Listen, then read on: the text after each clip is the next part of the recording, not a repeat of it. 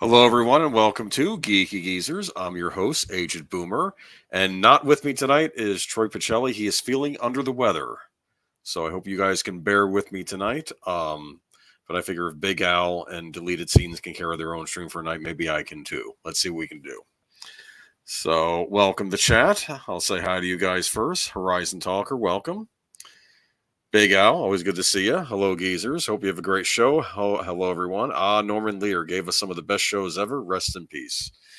And yeah, keep Troy in your thoughts and prayers. He's getting over. I mean, I it's I don't hopefully something serious. That's all. The geezers are here to help keep your geek informed. Good evening, Aged Boomer and Troy Pagelli. Sure, Troy appreciates that. Welcome, Deleted Scenes. Hello again. Hello, Netters Network. Welcome. Let's see here. And Connie Cleary, always good to see you. How's everyone's weekend going? Feel free to tell me in the chat. Yeah, hopefully he's feeling better. Like I said, he really wanted to come on tonight, but he's just not feeling too well. Jesse Gorhado, welcome. All right. Well, I guess that's everyone. Let's see if anybody shows up. And Deleted Scenes, thank you for posting all the different channels in the chat. Appreciate it.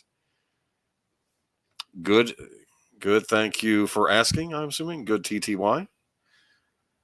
All right. So here we are. So let me go ahead and bring my little slide presentation. Don't know if y'all are liking these slide presentations I've got here. I'm thinking they might spruce up the stream a little bit. So let's wait and see.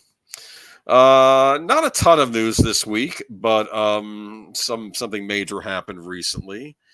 Norman Lear passed away, a great television legend. I remember Big Al's comment at the beginning of the stream was he gave us some. Let me see if I can get back to that. He said gave us some of the best shows ever. Rest in peace. I guess I kind of want to debate that, but that's just me. I was going to go over it with Troy. In fact, next week I think we'll be talking more about Norman Lear in our good old days segment. But yeah, I don't know. Keep in mind that I was born in the late 70s, so I did not grow up with his 70s series. I did catch some of the holdovers and repeats like Different Strokes, Facts of Life, which I believe he was executive producer on, maybe not so directly as involved as he was with his earlier shows. But they were they were the comedies of the time. They were the situation comedies of the time. I always felt like they were always trying to teach the audience a lesson or two about what was on them. But let me go and read a little bit about his passing, and then we'll move on. If I can just find the pages document. Bear with me, everyone. All right. Anyway, we have some more fun news later on tonight as well. Don't know if you notice in my title, Godzilla Plus One. It's a little joke. But let me get back to the beginning. Okay. So yeah, Norman Lear unfortunately passed away. The writer, producer, and citizen activist who coalesced topical conflict and outrageous comedy in such wildly popular sitcoms as All in the Family, Maude, Good Times, Mary Hartman, Mary and the Jeffersons has died. He was 101 years old. That's a ripe old age. Lear died Tuesday at his home in Los Angeles, surrounded by his family, who, according to a statement on his official Instagram account, sang songs until the very end. Norman lived a life in awe of the world around him. He marveled at his cup of coffee every morning, the shape of the tree outside his window, and the sounds of beautiful music, read the Post.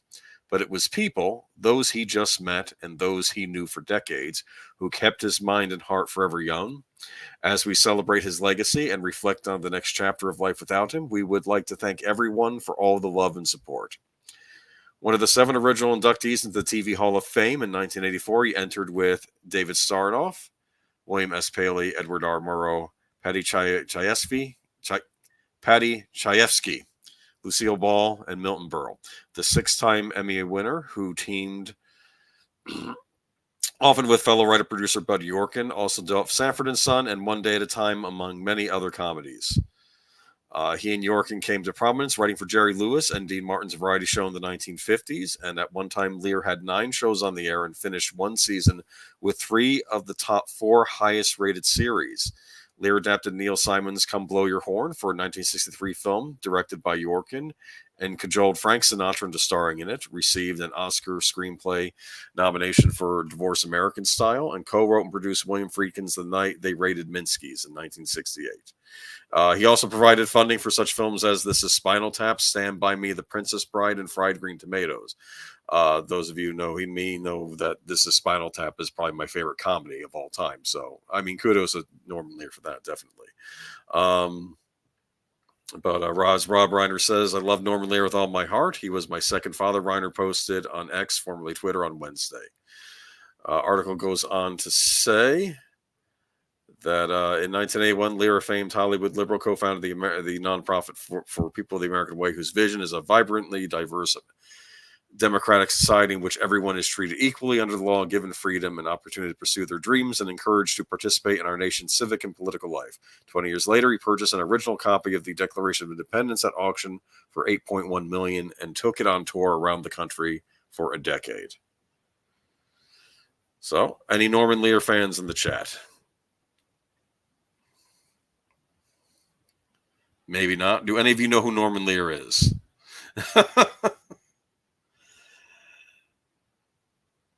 Oh, and Godzilla -1 is probably the best movies of the year. I need to see it. I am planning to see The Boy and the Heron tomorrow night. That's the last Hayao Miyazaki film, so I'm planning to catch that soon. Good Times, my favorite Lear series. I've seen clips from it. It was a favorite of my older siblings. I know I think they used to watch it, but yeah, it's a like I said, he was responsible for a lot of television. He was must-see TV for his era, so credit where credit is due. But let's see here. The article goes on to say, in case you're wondering about that cap, apparently when he was writing, getting frustrated, he would pull his hair and pull it out. So his wife gave him that cap, so he would stop messing around with his hair. So isn't that interesting? And of course, he did create the famous All in the Family series, which, of course, as for many of you familiar with Archie Bunker, which apparently was a remake of a British sitcom. And I'm sure that Troy knows a lot about that. 22 subs away from 300 for deleted scenes. Please go ahead and subscribe to him if you haven't already. And I used to watch Mary Hartman. Well, good to know, Netters Network. Was it worth watching? I guess it was if you saw it more than once. But let's see here. One of the greatest history television, didn't always agree politically, though. I want to say that his series, I don't want to, this word gets used a lot, woke. Maybe for their time, they were woke. Of course, the article said topical. And maybe back then the issues were raising the issue than necessarily making a commentary on it. But like I said, there was a controversial episode of Maude where she had an abortion. I know that was a big thing. And apparently 2 networks, 2 affiliates decided not to air it when it was out. I'm sorry to say, but no, unless he came out of Hogan's Heroes MASH.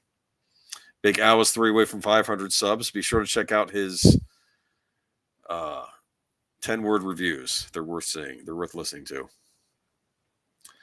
But yeah, rest in peace, Norman Lear. Tune in next time, though. I'm sure Troy and I will be talking a bit more about him. I know he's probably has a history with him as well. Topical is a good word to you. Topical is a word that was used, I've heard used in theater. Like you'll hear about topical plays in theater where they raise topics, but I do think sometimes they leave to the audience to come to their own conclusion on something. And, it may be a touchy issue that people on the right or left or whatever political paradigm we're dealing with at the moment is, and they'll have their own opinions on that. But I enjoy Good Times from him. So it looks like a lot of people like Good Times. I know that they made the Jeffersons. The article goes on to say because he got criticized by a Black Panther saying, "Oh, this is what a white person thinks a black family is like." So they said, "Okay, well then they'll make the Jeffersons about George Jefferson from All in the Family, getting a lot more money and then moving to a better a deluxe apartment." I believe that's how the song went. Welcome, Leia Plus Size. All right, but rest in peace, Norman Lear. And I have here a picture of some empty theater seats to go along with what my next article is. And this would be, in fact, let me go ahead and paste these in the chat here. Pandemic streaming Pixar picks Soul, Turning Red, and Luca to hit theaters for first time in 2024. Movies will remain on Disney Plus during windows. So those of you who maybe haven't caught these yet and want to see them on the big screen for the first time, you'll get your opportunity. Granted, you can catch them on Disney Plus, buy them on DVD, go down to your local public library, find these movies. But you want to see them on the big screen and pay 15 plus for a ticket, you're more than welcome to. All right. And has anyone seen these movies, by the way? Soul, Turning Red, or Luca? Soul looked like the better of the three. It actually looked like a normal, like old school Pixar movie, but I haven't seen it myself. I heard bad things about Turning Red. I can tell you that right now, though. But again, have not seen these. All right. So, an intriguing move, yet retro move for Disney on the 2024 theatrical release calendar, which is starving for product. Three Pixar movies, 2020 Soul, 2021's Luca, and 2022's Turning Red, which were sidelined on Disney Plus during the pandemic, are getting special engagement theatrical runs. We hear all three will receive moderate to wide theatrical runs. The titles remain in play on Disney Plus during their first new theatrical window. The Oscar-winning animated movie Soul will open on January 12th, while Turning Red will play on February 9th, followed by Luca on March 22nd. Tickets go on sale January 2nd. All three will precede Disney Pixar's Inside Out 2, which opens in theaters on June 14th. The press release reads that the studio invites moviegoers to experience three Pixar movie films the way they were meant to be seen.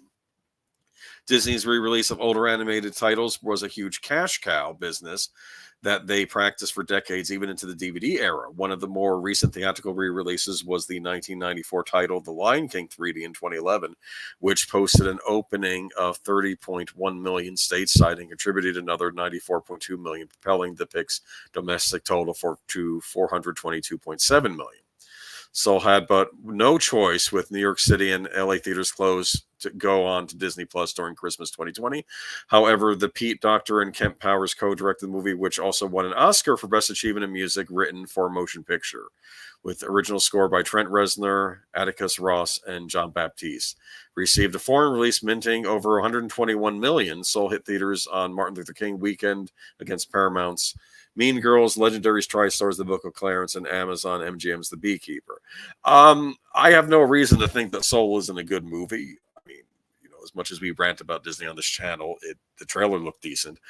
I just don't know if releasing these movies that you never bothered to give any fanfare with to begin with is going to drum up support. Deleted Scene says he saw Soul, wasn't bad, worth a watch. I enjoyed Soul, not enough to hit theaters to see it again, but it was fun. I'm told Luca is quite good, but not exactly Pixar Grand Adventure Story. Haven't watched it myself, so I can't say for sure.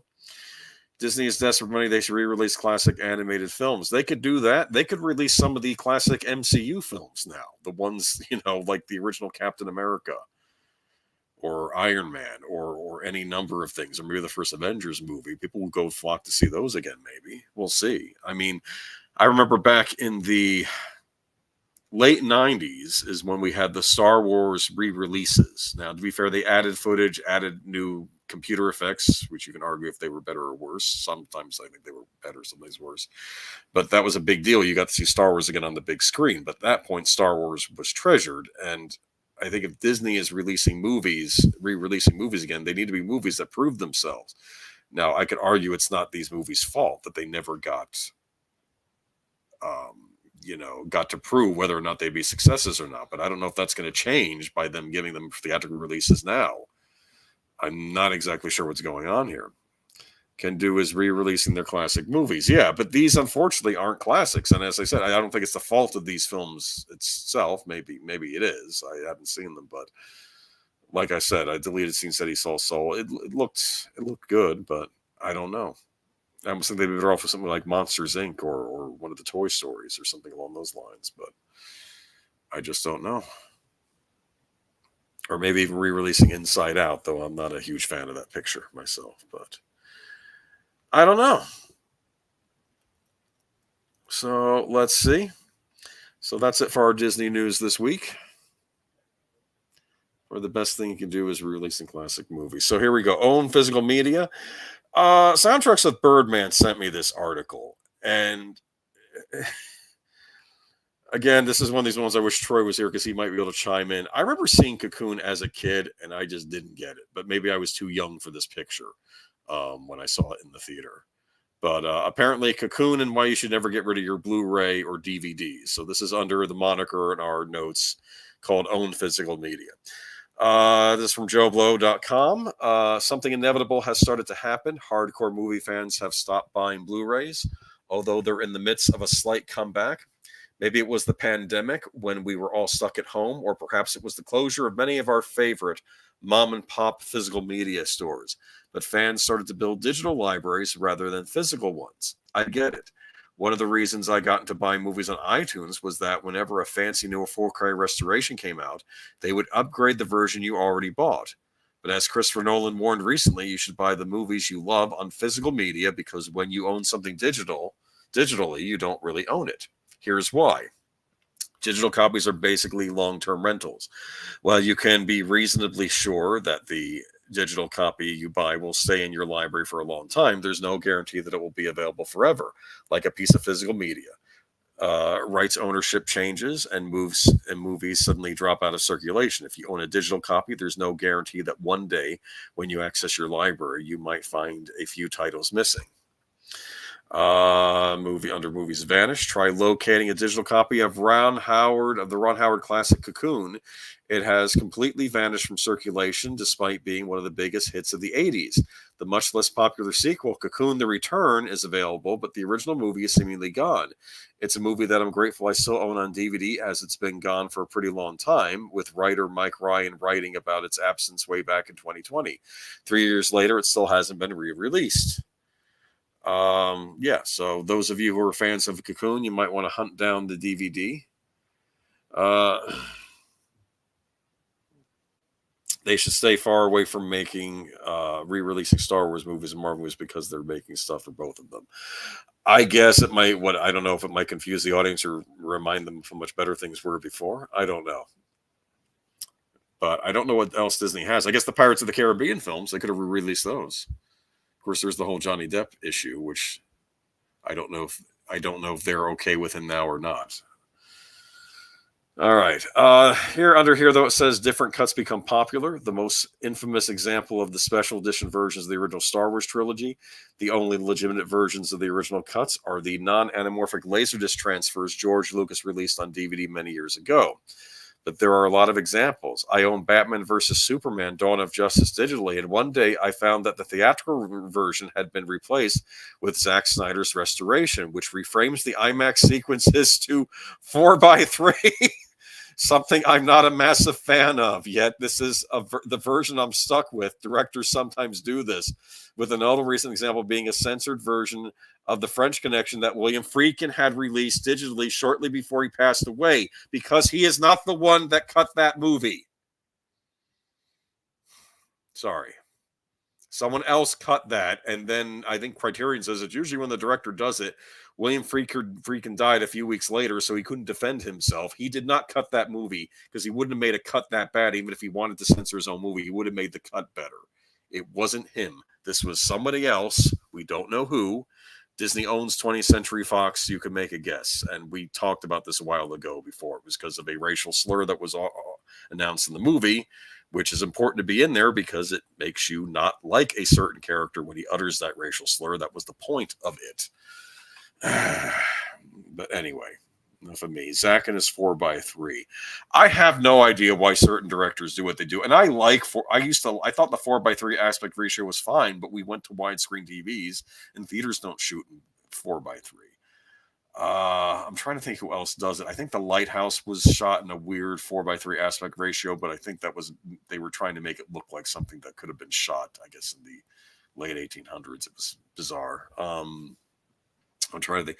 You need to get a copy of Little Shop of Horrors with the alternate ending. Yeah, if there's a movie you want, you have to pick it up. I think various physical media were supposed to be the custodians of this stuff. Now, Troy often chides me and says, "Oh, you've bought digital copies." I bought some digital copies. I still own a lot of physical media, which can sometimes be a pain, though, because space is scarce these days in the United States with property expenses, what they are. That's one of the reasons I think people started going digitally. But the trouble is, you don't really own it. Disney went ahead and censored the digital versions of French Connection, and you can't get the original version anymore unless you buy it physically, I'm assuming, provided it's still available. I know the Blu-ray wasn't, but they said it did become available. But let's go on. Physical media matters. When you buy a Blu-ray, or better still, a 4K Blu-ray, you become the custodian of that film. Yes, as I was just mentioning. Think about it. You want a brilliant mastering of one of your favorite films. If something happened and the movie ever went out of circulation, that copy you hold physically still exists. While it's unlikely a significant movie will ever one day vanish, I bring you again to the strange case of Ron Howard's Cocoon. While Disney, who owns the studio that released it, 20th Century Fox, still likely has a great 4K master of the movie in their vaults, they're not making it publicly available for whatever reason. While my DVD copy is just 480p, at least it's something. For many years, James Cameron's The Abyss wasn't possible to see. The same, strangely, was the case with True Lies. While Cameron is finally re-releasing them, for a long time, the non-anamorphic DVDs were the only versions of the movies out there.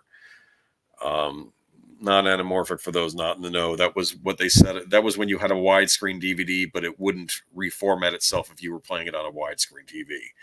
So you would get black bars in the top and bottom and black bars on the sides as well. It was awful. So all that said, keep collecting Blu-rays and DVDs while they've been making a comeback on the niche market. These physical copies of the movies still matter, even if digital versions are cheaper and more convenient.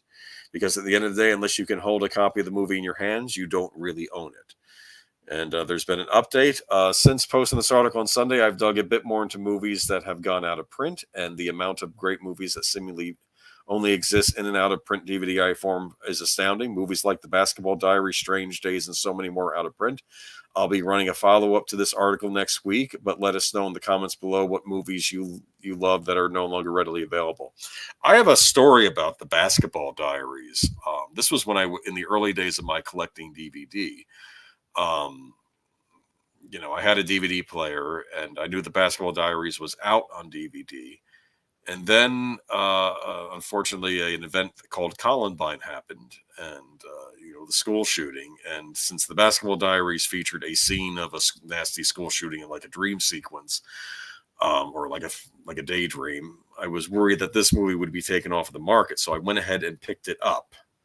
I don't know if I still own it or not. I don't believe it was anamorphic widescreen though at the time, but it's possible this movie is off the market and they may not want to release it anytime soon, especially if they don't think they can make money off it, because it was always a controversial film. So this is the sort of thing you have to worry about. Give the customer what they want. These titles on physical media. I guess. I mean, Disney could make a killing if they would re-release the theatrical versions of Star Wars on Blu-ray and 4K Blu-ray. They would probably make a killing, but they refuse to do that, which is funny because I thought that was more of a George Lucas thing of him not wanting those cuts released. The only thing I thought that was stopping them from releasing those versions on Blu-ray was the fact that I think 20th Century Fox owned the home video rights to the original Star Wars distribution. At least that's what I read somewhere. But since they bought 20th Century Fox, that should have all been cleared up. But we still do not have those original theatrical versions available legitimately, unless you get that DVD from a few years ago that isn't anamorphic, and you don't want that. And moving on to the next article, I don't know if any of you buy stuff on the PlayStation Store, but this is sort of what we consider a kind of a nightmare scenario, and it's happening now for those of us who bought digital media, such as myself. I'll be honest with you, I did buy the X-Files digitally because, frankly, TV series, I personally kind of find those sometimes be a pain in the butt to collect on physically. So I figured I'd get the whole series for a nominal price, but unfortunately, now I worry because Disney owns what's going to happen to it. Because when I purchased it, Fox was originally, Fox was still a stable studio, and Voodoo was owned by Walmart, and Walmart wasn't going out of business anytime soon, so I figured I was safe. But we'll see in the future if my X-Files disappears on me. But if you are a fan of Discovery Network shows, Sony pulls Discovery videos PlayStation users already own, sparking controversy over our digital future. So here we go. Sony has signaled its intention to pull some PlayStation content even from those who bought it, sparking concern from customers. In a brief notice on the PlayStation website, Sony said it planned to remove hundreds of Discovery films from users' video libraries, preventing them from watching the content they'd paid money for. Sony explained the decision as being due to content licensing arrangements with content providers. Here's the statement in full. As of 31st December 2023, due to our content licensing arrangements with content providers, you will no longer be able to watch any of your previously purchased Discovery content, and the content will be removed from your video library.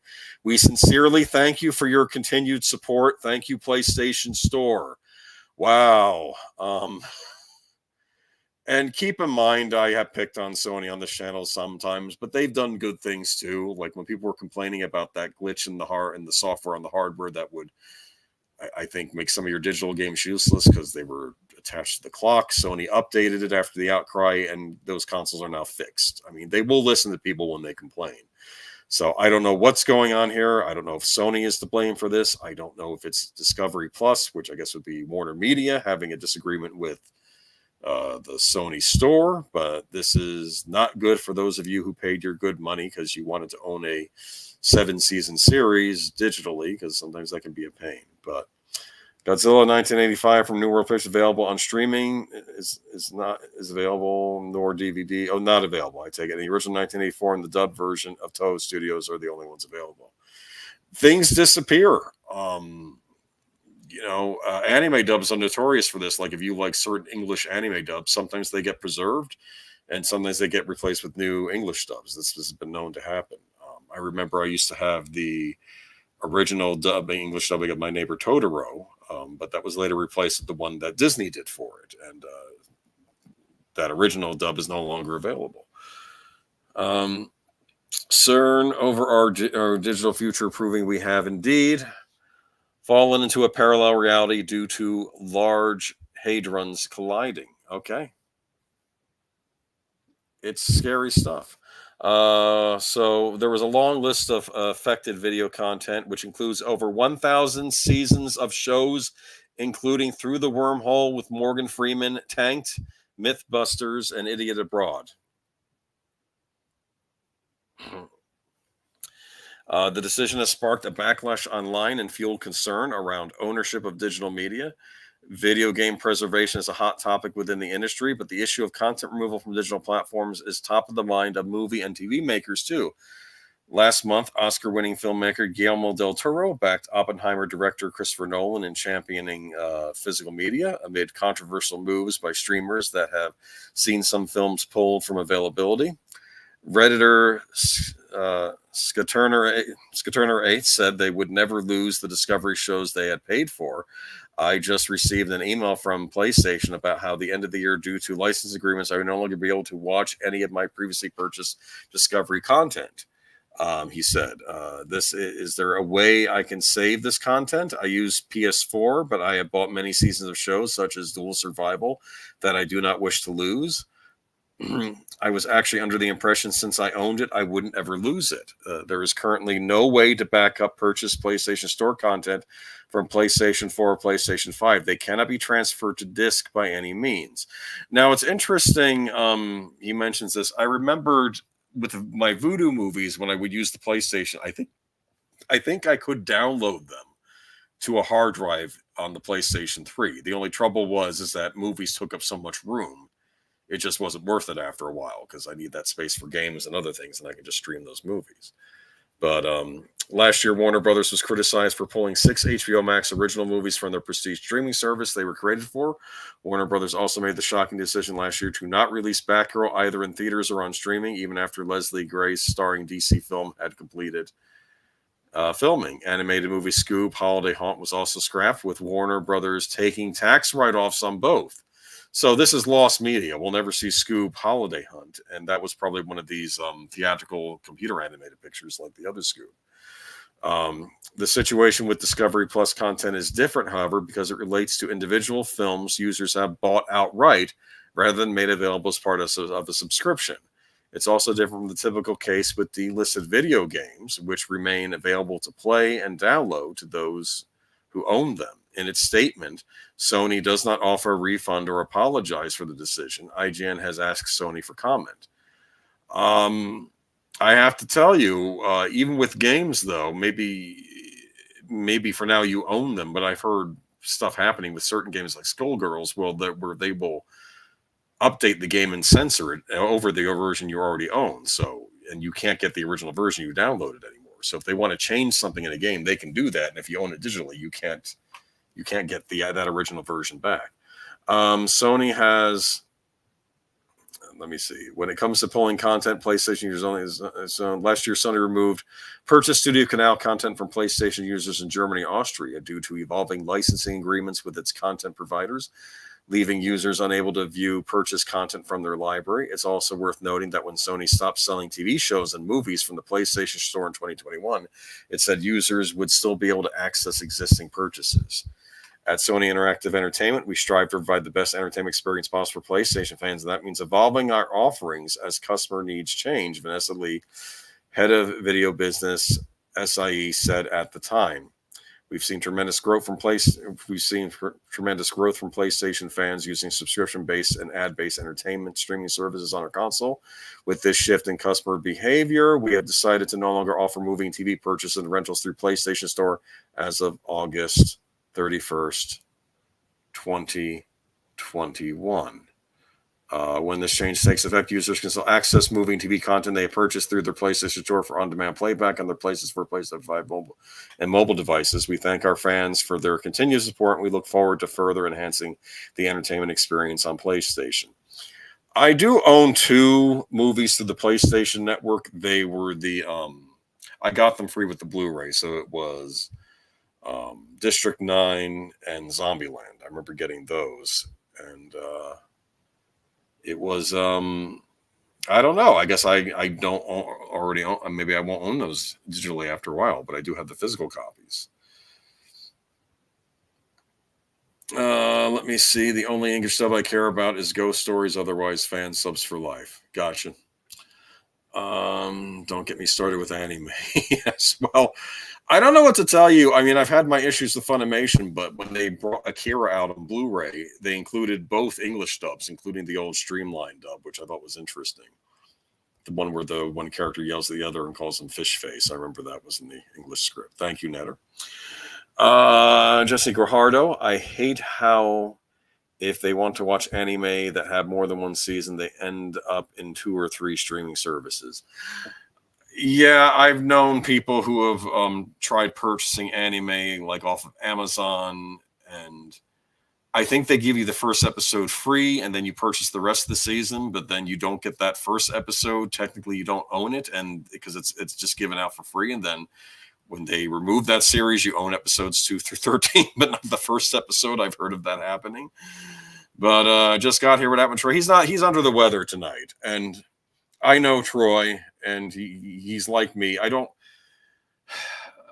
to tell you something about men. Men don't like admitting when they're sick, and they will try to plow through even when they are sick. So the fact that he couldn't make it means he's probably really under the weather. So just keep him in your thoughts. I'm sure he'll be on the mend, but he needs to get his rest, and hopefully he'll be back here soon. I know we have a stream Tuesday. If he's feeling better for that, we can do it then. But if not, we can always do something else in the meantime. But I just got here. What happened to Troy? Yes. All right. Troy's sick. Yes. And, we wish him the best. Like I said, I know he'd be here if he could. Sony words mean shit to me when they start removing the stuff you pay for from your library. Again, I don't know who's responsible for this. It's sounding like Sony had the idea that they were going to have their own streaming platform, much the same way like you have Vudu and Movies Anywhere and all these other iTunes has, Apple has their iTunes store. And I think now they're just giving up the ghost on that. That's what it sounds like to me, at least from what I read from those previous comments. But they said if you'd already purchased stuff, it's going to be available. Well, apparently not.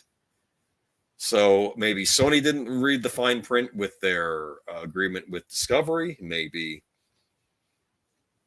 Maybe it's something else. I don't know. But this is not good, especially for those of you who are collecting series like Mythbusters and things like that. Frankly, I also wonder if Zaslav has his hand in this. I just don't know. If you remember a few weeks back, I was ranting and raving about the fact that I purchased the Batman, the series, the cartoon series on Blu-ray, and it was supposed to come with a free digital copy. And then I try redeeming the digital copy, and nada, nothing. And then I find out that it's expired and that you can't redeem it anymore. And the show isn't even that old on Blu-ray, but apparently the digital copy had expired. And then I was reading online that this stuff started happening as soon as Zaslav took over. So I don't know. But own physical media if you can. At least own your favorite movies on physical media, at least. If you have movies, TV shows that you really want to own, if you can afford it, pick them up.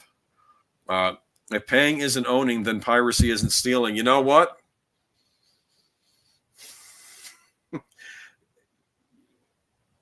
Yeah, I'm not going to judge you on that. I'll say that because it's ridiculous. And I know it's a thorny issue. I know WDW Pro was talking about this, about how if you already own a disc, can you make a copy? And he thinks his guest on thought that the Supreme Court came out in favor of that. That you can make copies of stuff you already purchased and owned. But so maybe in this case, I don't think there's anything morally wrong with this. I'll say that if you're worried about a moral thing. The law, I can't speak to that. But if you legally paid for something digitally and they took it away from you, if you find other means to get that digital copy, well, well, not that I'm endorsing that, but I'm endorsing that. Anyway, moving on into gaming. Now I lose this loosely because this is really a theme park article. But I bought the I, Frankenstein Blu-ray for $1 for the hell of it. I like that movie. That was done by the same man that created the Underworld series. It was I've recommended that one to Troy. It's almost, I don't want to say, it's giving basically the Frankenstein story, kind of the underworld mythos, where I guess heaven and hell are waging a war, and the Frankenstein monster is the key to who's going to win that war. And it's interesting. It's the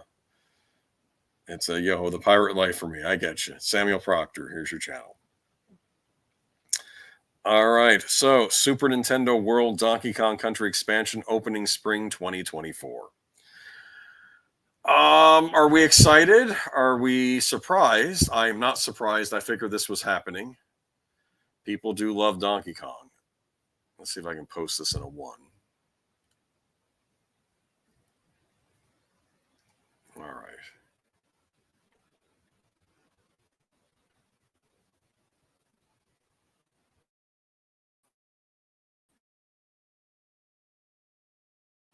Am I still connected to the internet? I'm not.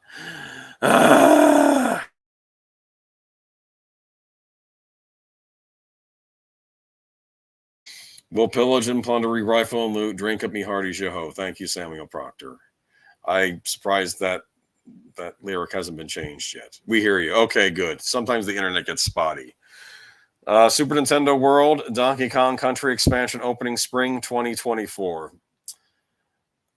Remember when Nintendo confirmed Super Nintendo World in Japan would be getting a Donkey Kong themed expansion? The latest development, it's now been announced.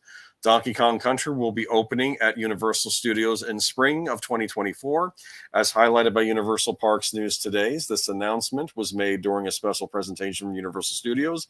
As previously revealed, this new expansion will include a Donkey Kong-themed roller coaster, interactive experiences, and lots of themed merchandise and food. I can imagine there'll be a banana-themed restaurant, most likely, or cafe. As part of this announcement, some of the themed merchandise has been revealed. This includes Donkey Kong headboards, snacks, and containers. Nintendo originally revealed its plans to expand Super Mario World back in September 2021 with Shigeru Miyamoto, sharing the following message at the time about making the world of Donkey Kong a reality. I am very happy to be able to make the world of Donkey Kong a reality following the world of Mario. I am looking forward to creating a thrilling Donkey Kong experience with the amazing team at Universal. It will take some time until it's completed, but it will be a unique area for not only people who are familiar with Donkey Kong games, but for all guests. Do y'all like bananas? Didn't Japan Universal Studios have a Super Smash section? I hadn't heard about that, but that would be interesting. Of course, I don't know if they'd be able to get the licenses for all the characters for that, but they could probably go with one of the older Smash Brothers. Yeah, there'll be banana splits there, I'm sure. I'm very excited about Super Nintendo Land. That's one of the few things. I know that Universal has this Epic Universe planned, and they've only announced Super Nintendo Land as part of it.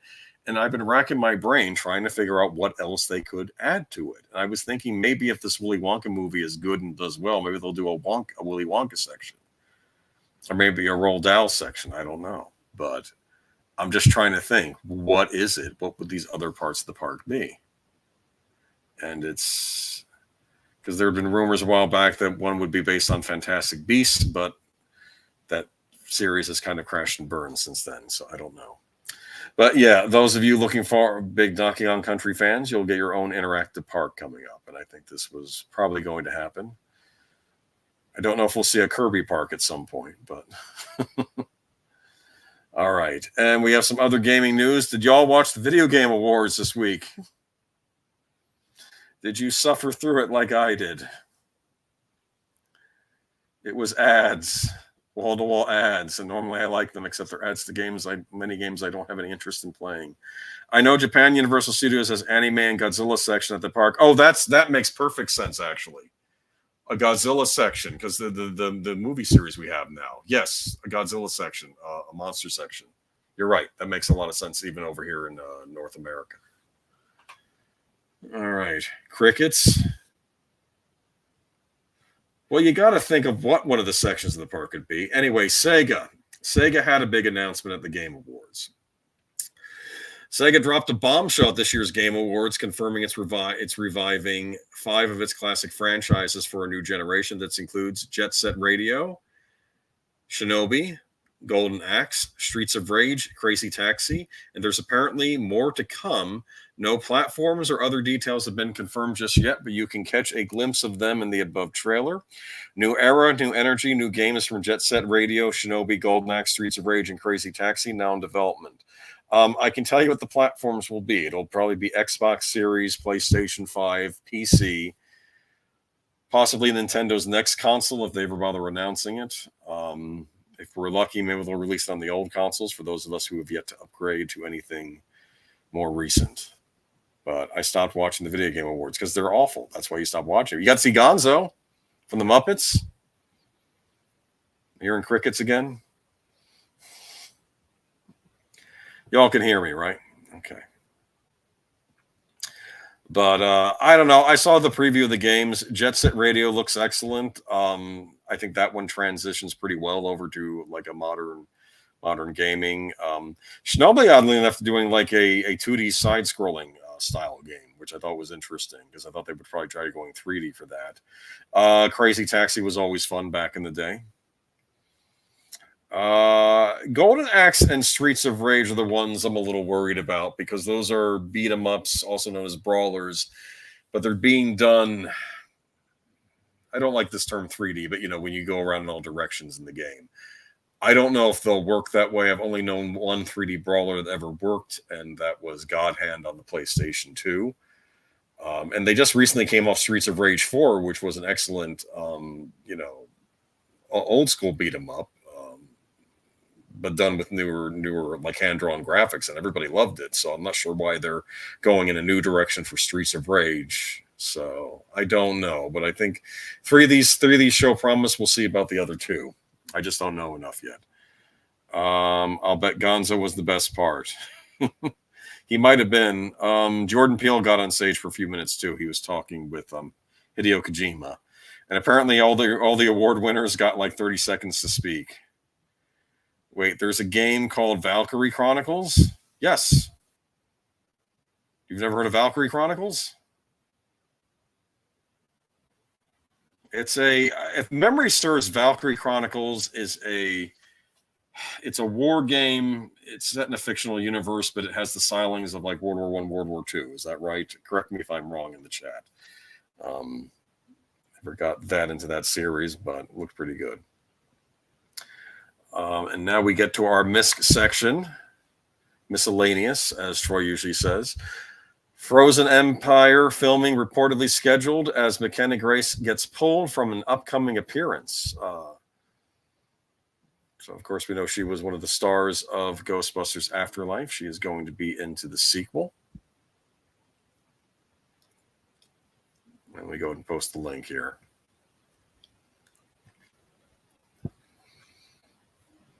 And yeah, McKenna Grace has been pulled from a scheduled appearance at next month's For the Love of Sci-Fi, with those behind the annual convention saying that Grace will instead be taking part in additional filming for Ghostbusters Frozen Empire. Well, this was as Troy was saying the other week, how everybody had things scheduled, everyone, like they're not going to get their long Christmas vacations either, because they're going to get the normal break like everybody else, because they have to now catch up on filming, a lot of these actors, because the strike took so long.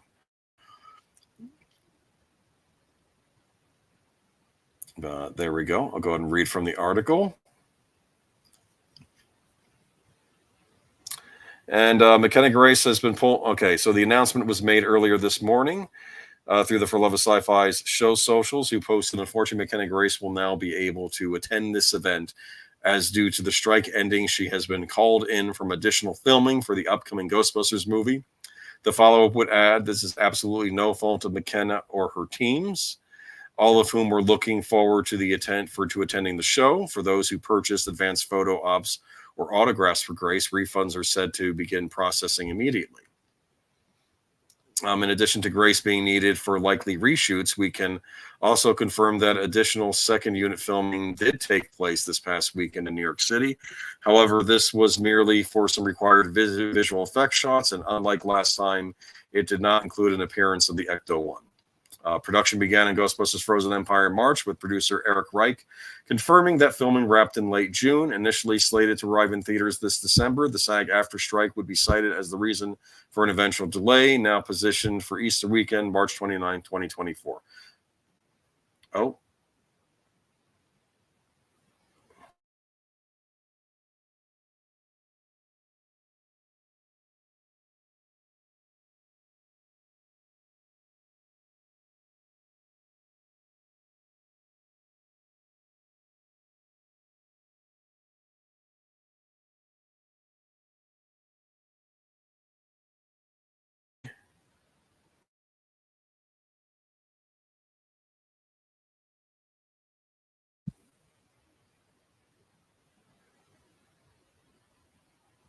Hello, the chat. Am I coming through okay?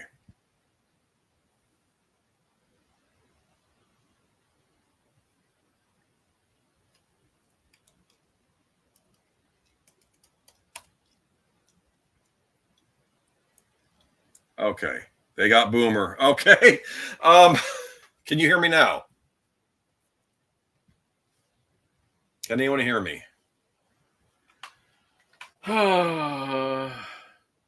So usually in these moments, when my internet gets fuzzy, I can rely on Troy to keep gabbing while I am trying to catch up. Okay. Thank you, everyone. Well, okay, it's been postponed. Thank you, Detter. I appreciate it. Like I said, I can usually rely on Troy to keep the chat going. But like I said, we got one more story tonight. But if you want, I can stick around if you have any questions for me personally, anything you've been dying to know about Boomer. All right, but I am looking forward to Ghostbusters Frozen Empire. Now that I find that they need to shoot some more scenes, I now understand why they had to delay. So, yeah. And, of course, the big story this week, look who's back in town. Godzilla versus Godzilla. Is it Godzilla versus Kong at this point in the series? Or are they like, is it like a buddy cop film with giant monsters? That's what I'm wondering. All right, so Variety, and this is from Variety. This aired Godzilla times Khan. Yes, Godzilla and Khan. Godzilla versus Khan. All right, and there's from Variety. I know it's Godzilla. Okay, yes, Godzilla X Khan. The MonsterVerse returns for its 5th installment with the new trailer of Godzilla X Khan times Khan, the new Empire. The film comes after Legendary Pictures' 2021 feature Godzilla vs. Khan, helmed by Adam Wingard, who returns to direct this upcoming monster movie. Rebecca Hall, Brian Tyree Henry, and Kaylee Hoddle reprised their 2020 roles as Dr. Eileen Andrews, Bernie Hayes, and Gia, respectively. The film also stars franchise newcomers Dan Stevens and Fala Chen. Per the new Empire's official synopsis, the latest entry follows up the explosive showdown of Godzilla vs. Kong with all-new cinematic adventure, pitting the almighty Kong and the fearsome Godzilla against a colossal, undiscovered threat within our world, challenging their very existence and our own. The epic new film will delve further into the history of these titans, their origins, and the mysteries of Skull Island and beyond, while uncovering the mythic battles that helped forge these extraordinary beings and tied them to humankind forever. Descending from a long lineage of films, the new Empire marks the 38th film in the Godzilla franchise, which began in Japan back in 1954 with Ishiro Honda's Godzilla.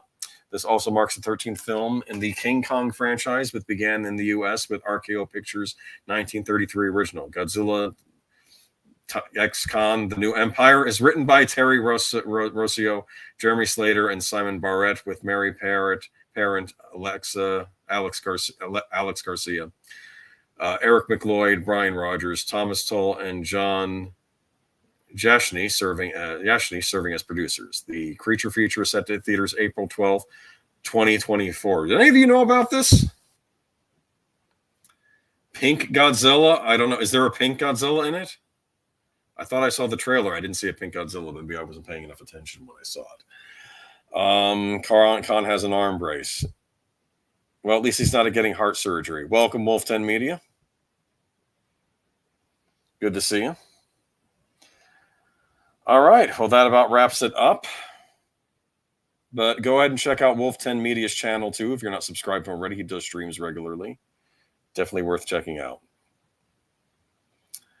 But Pink Spine's Godzilla. Yes, I know. All right.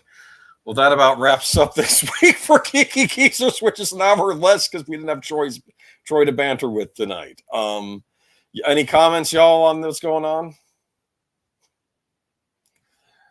I don't know. But it was good seeing you guys tonight. H. Solon tonight. Yeah, Troy is sick tonight, Wolf 10. He couldn't make it. I know he's a tough guy, so he had to been really sick not to make it tonight. But hopefully he'll be back in time for Tuesday in the Twin Peaks stream. It's good seeing you again. But hello, Deleted Scenes. Grand Theft Auto 6 won it now. Yeah, Deleted Scenes did a stream on that earlier. Keep in mind that when I said I'm not into Grand Theft Auto 6, I have nothing against the series. I felt like I always got them too late. Because I got a PlayStation 2 rather late in its life cycle, and I did pick up the trilogy for that, but then I did get a PS3 and got Grand Theft Auto 4 on that and the expansions, but I've just never gotten around to doing it. I think what bothers me about Rockstar is that they take so long between games. And it's not that they take so long between Grand Theft Auto games. I don't have a problem with that because maybe they want to take their time with those, but they could be working on other stuff. Like we never got a sequel to Bully, which I really liked by them. Came by for us long absence, and now we're wrapping up. I'm sorry, Wolf 10. But like I said, hopefully we'll be back next week and things will be back to normal. We should be on Friday as well. I don't know if we're going to try doing the same thing on Friday with we were going to be talking about letting things go. But we do a Twin Peaks stream this Tuesday, which I think we'll be talking about the book, The Diary of Laura Palmer, on that stream that's coming up on Tuesday. But good to see anyone. Any questions, though, about this, about the stories tonight or anything? You excited about anything? I kind of feel this trailer is dropped because of the popularity of Godzilla -1, but, because I wasn't even aware this was coming out so soon, but I guess it has been a while since we got Godzilla vs. Kong, so I guess we're due for another one. But I know there's that Monarch series that's premiering on Apple TV Plus right now as well. Oh, wait, still 64, 654 there. I know you're on the West Coast. Go see -1, people. I need to see it. I need to see Thanksgiving, and I'm definitely seeing The Boy and the Heron tomorrow night. That's my #1 movie I want to see. right now, but I do want to catch a couple more movies over the Christmas break. So, yeah, Godzilla one as well, -1 as well, worth seeing. I'm watching Monarch. I've heard good things. I do have access to it. I think I'll check it out when I get a chance. I'm trying to think what I'm watching right now. I think I'm still trying to. There's a Korean drama series I want to catch on Amazon right now. That's supposed to be Monarch is semi decent. I'll look for it. I know Kurt Russell is on it, I believe, right? I think it's about the organization from the Godzilla picture, from the Monsters pictures. But saw it, Godzilla -1, and love it. So everyone's loving Godzilla -1. I know I have to see it. It's funny. A few Christmases ago, my sister got me that big Criterion Blu-ray set that had all the Godzilla movies from the Toho Productions in it. The one that looks like a big book. So I've been meaning to rewatch those at some point. Yeah, Kurt Russell's always good. Big Kurt Russell fan. I remember him in Death Proof. I'm going to mystery movie night at the Regal, out of theater review afterward. Okay, well, you'll have to tell us what the mystery movie was. Is my internet going out again? Hold on. Okay. Yeah, be sure to let us know, deleted scenes, what the movie is. But can't wait to own -1 physically. Yeah, own the physical media. And that's the one thing you can say, at least about new releases, as long as they're not on streaming, you can get them physically. I will say the streaming service Shudder is pretty good about that. A lot of their movies do come out, and television series do make it to physical as well. They are believers in it, so that's good. It's on Apple TV, so it doesn't exist. Yeah, I remember when I was raving about what was it? The Foundation Series 1 when that was on, and I was raving about it. Nobody knew what I was talking about.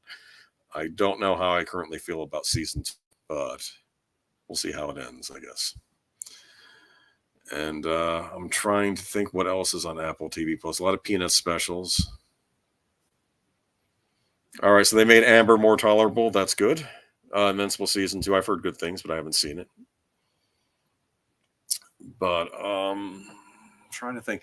There was a Korean drama on Amazon Prime that I wanted to check out. But Greyhound is the big tragedy of Apple TV Plus. That was supposed to be a Sony Pictures release, and it never got a theatrical release, and it really was made to be seen on the big screen. And I'm still waiting for a Blu-ray of it, and I liked it on Apple TV Plus. I watched it a few times when I subscribed to the service, but you can't get it physically. And it's a good WW2 Tom Hanks film. It's normally I'm not so huge on the World War II movies, but this one was actually rather good. It was a fast 90 minutes, and I highly recommended it.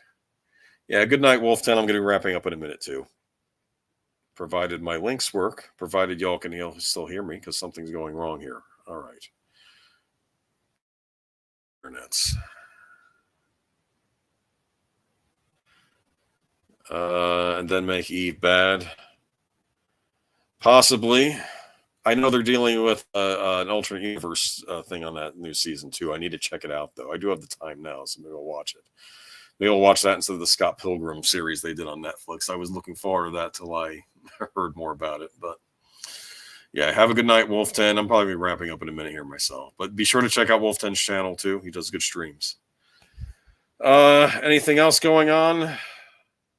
I'm trying to think. Oh, let me talk about what's going on this week. Tuesday, I'll actually at the 5 after midnight. Be sure to go to Deleted Scenes channel for 5 after midnight show. What's it called? I'm sorry, I forgot the title of it. Hold on. But he has a show coming on 5 minutes after midnight. And Tuesday, I'm going to be on Sparkwood in 21 with him, and hopefully Troy's feeling better. Him and Nanette. We'll be talking about the Diary of Laura Palmer book. And then Thursday, be sure to tune in to Netter's Network. Other Side of Midnight. Thank you. Sorry, I blanked. And then be sure to tune to Netter's Network for Thursday's things. And sorry, I should have made a list of who your guest is going to be, but feel free to chime in the chat if you know what that is. And on Friday, I'm actually going to be on Big Al's channel for a special rewatch of Robin of Sherwood. And actually, let me get rid of this slide. Am I speaking? Okay, good. Robin of Sherwood, and it's going to be episodes 5 and 6 of that series, which I believe is Alan the Dale and the King's Fool. Neat little cameo by John Rhys Davies as King Richard on that series and the King's Fool. And Disney Sheeper is my guess. Yeah, I think I remember you telling us about that. Boy, these clicks are not working tonight. I don't know why. And let's see, that leaves Friday. I'm not sure what Troy and I will be doing on Friday, but it may be a repeat of the stream we had to miss this Friday because he wasn't feeling so hot. I know we were going to talk about letting things go, focusing kind of on Doctor Who and thinking about is it worth even getting outraged at this point? But we were going to go more into detail. I know this has been a thing that maybe we just have to start. I don't know, moving on. I know Dave Cullen has had a lot of videos about this subject. And then Saturday, I believe there's going to be a 300 rewatch on Netter's channel and a prize giveaway.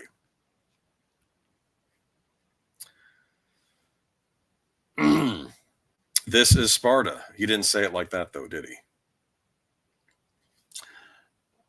And I'm trying to think, and that brings us around to Sunday. Be sure to check out Deleted Scenes channel. We'll be where he does the official pre-show of Geeky Geezers, which is